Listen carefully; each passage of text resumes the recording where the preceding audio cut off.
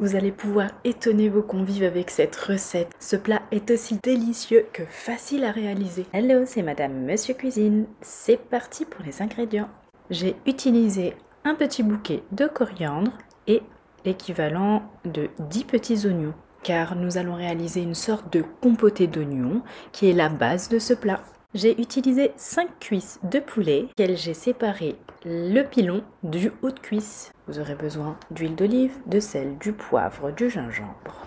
Et pour donner une belle couleur, de curcuma. J'ai également utilisé un paquet de 500 g de cheveux d'ange et on démarre la recette. Si le concept de cette chaîne vous plaît, pensez à vous abonner et à activer la petite cloche. Je vous prévois de belles choses à venir. On va commencer par faire mariner la viande. Pour cela, on va hacher notre bouquet de coriandre, couper en 4 2 oignons et les mixer pendant 5 secondes puissance 7.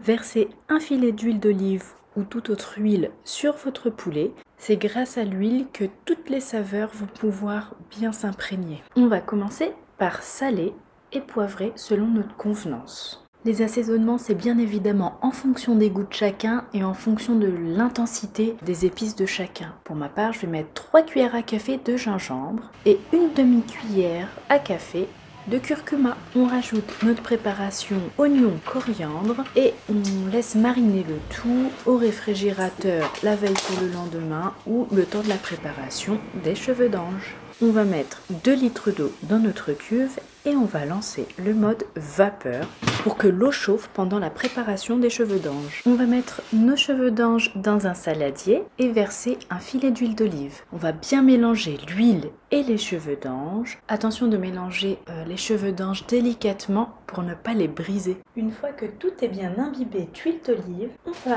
verser l'intégralité dans le panier de vapeur profond. On place le tout au-dessus de la cuve et on lance 15 minutes en cuisson vapeur.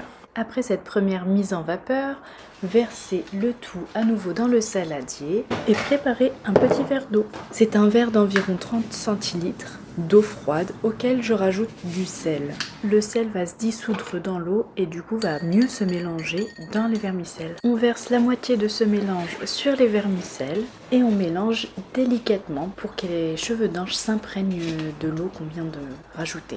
Si la recette vous plaît et si vous voulez me soutenir, pensez à liker la vidéo et laisser un commentaire.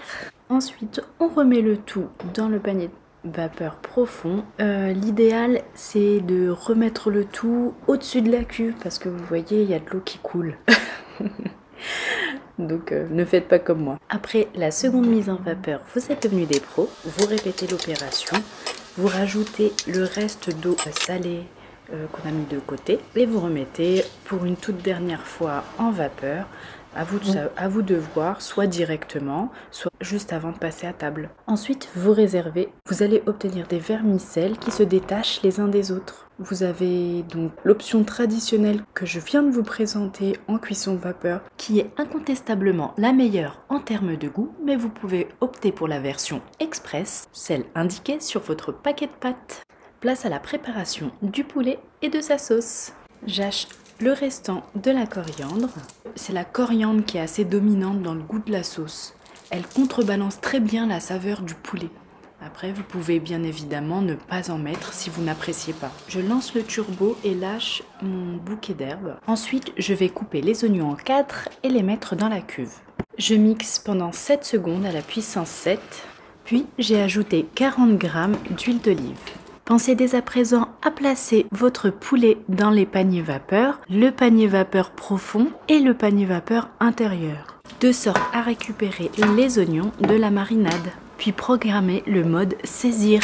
Pensez bien à pousser le contenu vers le fond avec votre spatule. Pour l'assaisonnement de notre sauce, nous allons mettre une petite cuillère à café de gingembre et une petite cuillère à café de curcuma. Poivrez et salez à votre convenance. J'ai rajouté 300 g d'eau.